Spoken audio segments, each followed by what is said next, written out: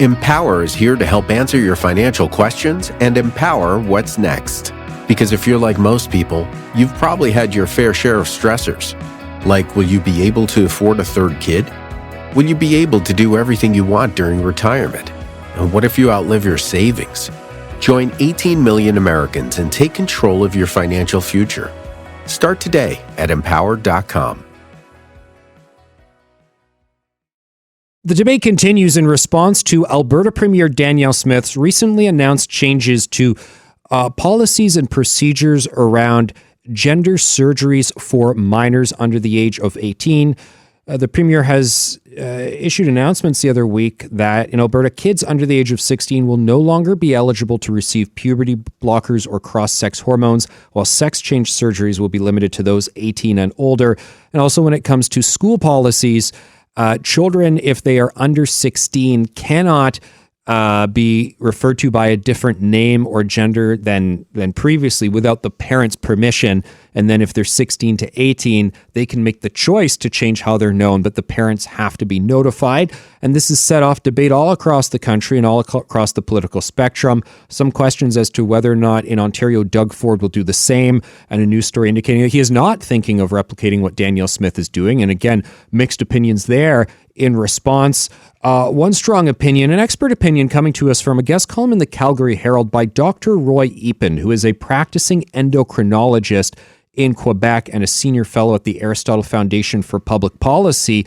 He has written a column, Alberta is Right, Children Should Be Protected from Transgender Procedures. He joins us now. Good morning, Dr. Eappen. Welcome to the program. Oh, hi, Anthony. Yeah, good to have you on the program. And just for background, please explain to us what an endocrinologist is, what you do. So I deal with hormones. So a hormone is a substance that is produced at one part of the body and acts on other parts of the body.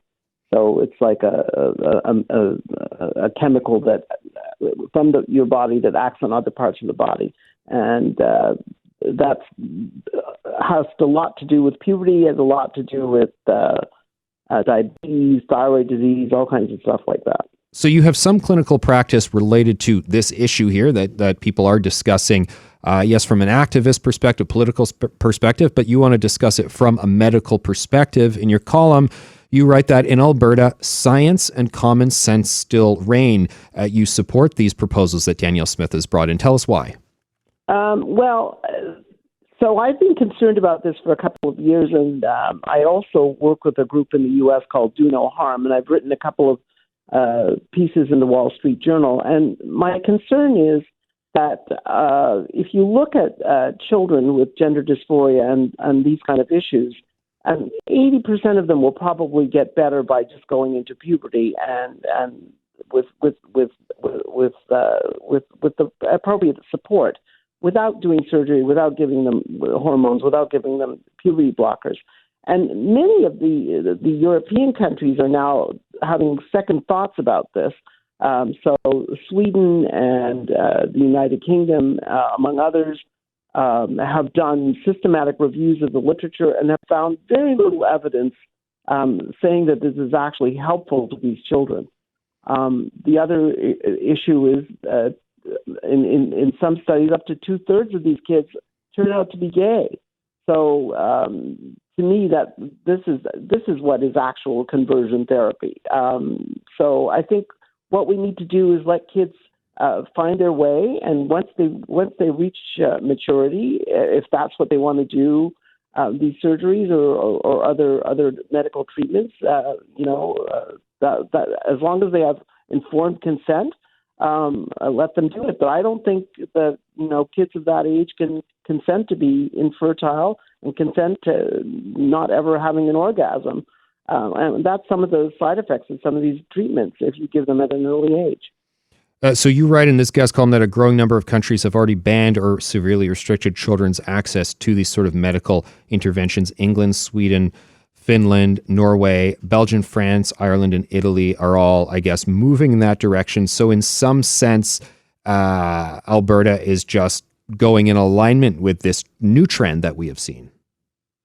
Yes, that's what I said. A lot of these countries are looking at the systematic reviews of the literature on these topics and seeing that there's no evidence. In fact, the WHO was going to put out gender guidelines for children, and basically said they weren't going to do that because there was not enough evidence to justify doing that.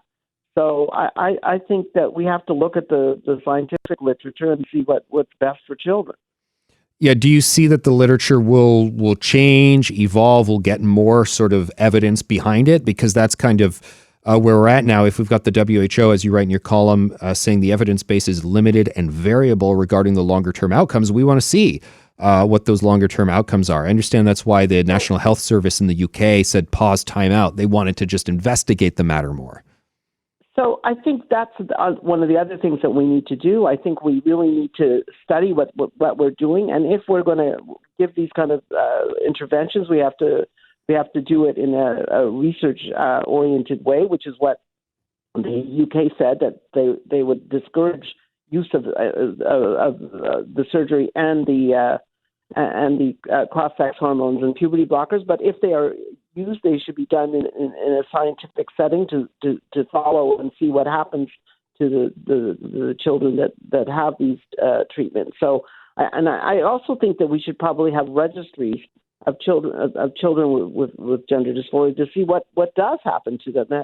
A lot of the studies are small numbers, so that makes them of low quality.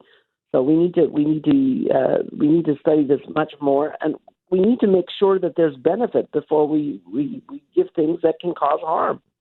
Our guest is Dr. Roy Eappen, a practicing endocrinologist. We're talking about his guest column in the Calgary Herald on how Alberta is right to bring in transgender procedure rules for children. Dr. Roy, when you say a registry for children, are you saying that we're not sort of cohesively and comprehensively tracking what goes on right now with this? That's exactly what I'm saying, and I think that's true not only in Canada, but I think that's true in most places in the world. I think we need to be far more careful about what we're doing, and far more organized in following these things. And I would urge that in Ontario as well. I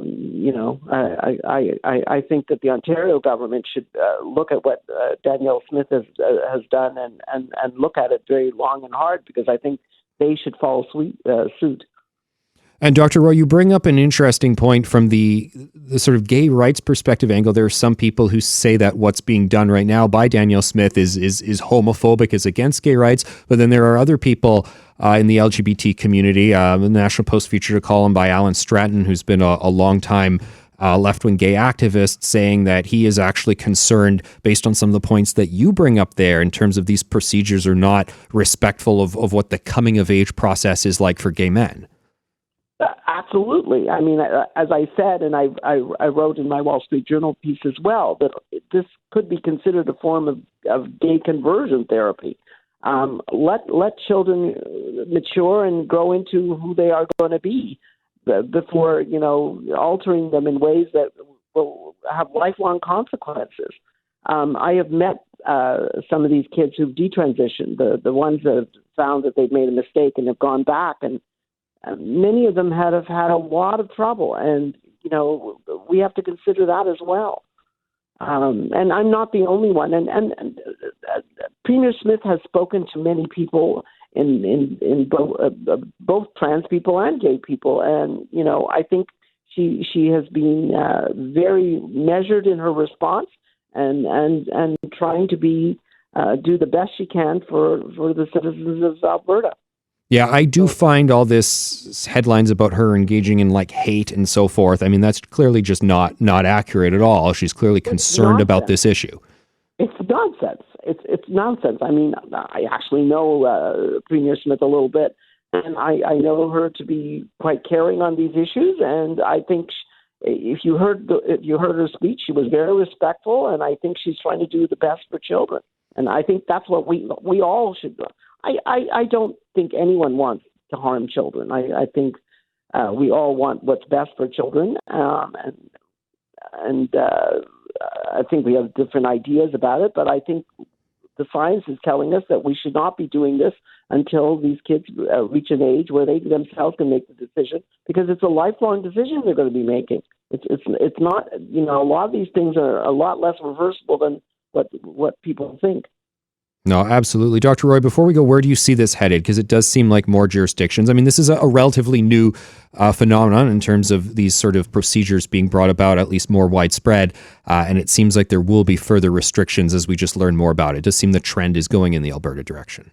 I think that's going to happen. In the United States, several states have outlawed it outright for younger children, and I think that's going to. The Europeans were far ahead of us in these kind of things before, and they're backing off because they don't see the evidence. And I think, once we see this happening in many of our countries that are very similar to us, I think that's going to be the trend here. We have to look what's best for children, and if you're going to give a treatment, you have to make sure that there's a great net benefit in the face of potential harm. And I think that's going to lead us to being much more circumspect in these treatments. All right. There we have it. Dr. Roy Eappen, endocrinologist. We can read your piece up at calgaryherald.com. Thanks very much for joining us today. Thanks, Anthony. All right. Talking about the response to Alberta and the gender transition policies as they relate to children. A new tribe is forming. I always said, I'm going to be on that show one day. I'm going to do it. Thousands apply, but only 18 are chosen to be abandoned in Fiji for the adventure of a lifetime. It takes a lot to commit to doing something insane like this. Who will have what it takes to outwit, outplay, and outlast all the rest? I want this so bad. Survivor. New season Wednesday, February 28th on Global. I'm about to kill it. Stream on Stack TV.